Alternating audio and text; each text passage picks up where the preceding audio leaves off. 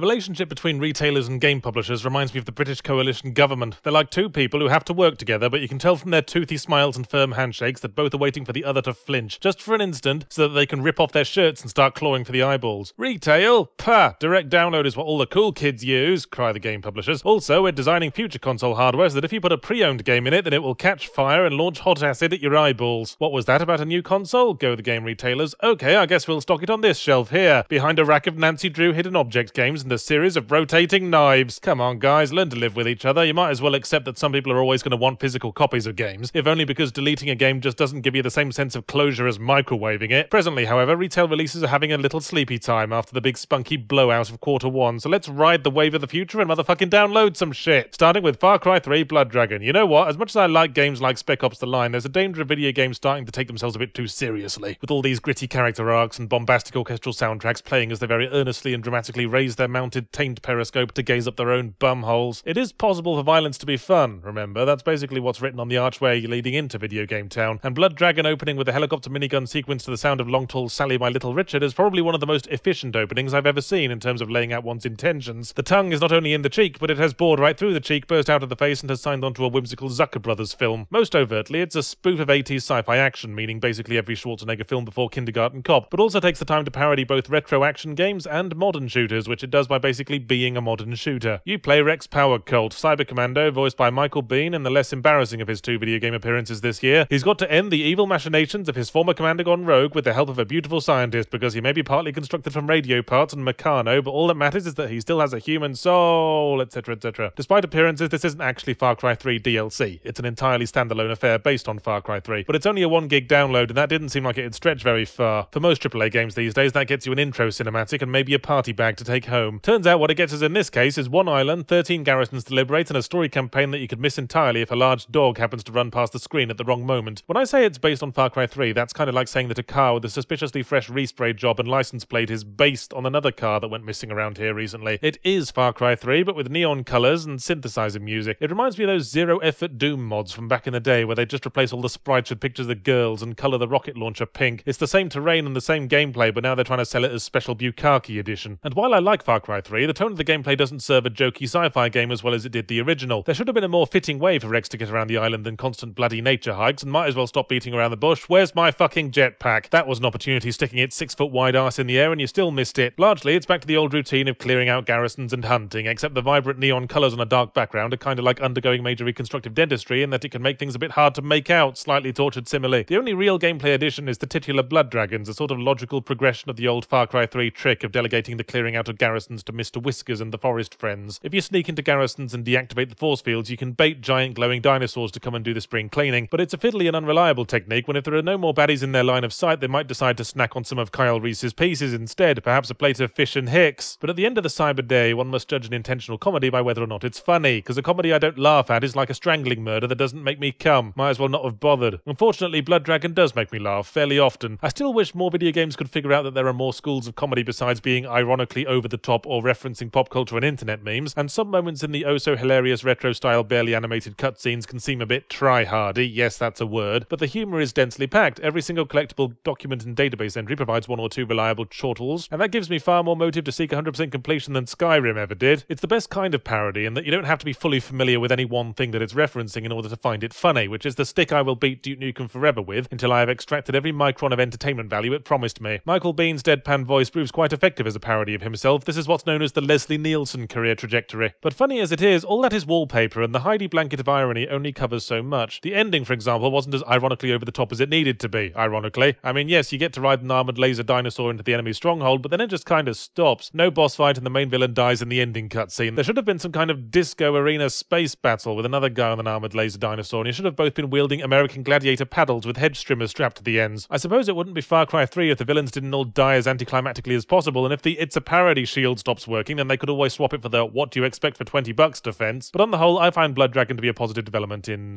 development. Someone wanted to unwind after a big AAA project by taking all the tools and making a funny little ancillary game that appealed to them because they didn't have to take it so seriously. And then lo and behold, people like it because it's fun and got a bit of heart that makes it stand out among the usual AAA releases. Blimey! Who could have predicted that a man dressed as a giant lights-up purple cock would turn a few heads at the Paint Drying Appreciation Society?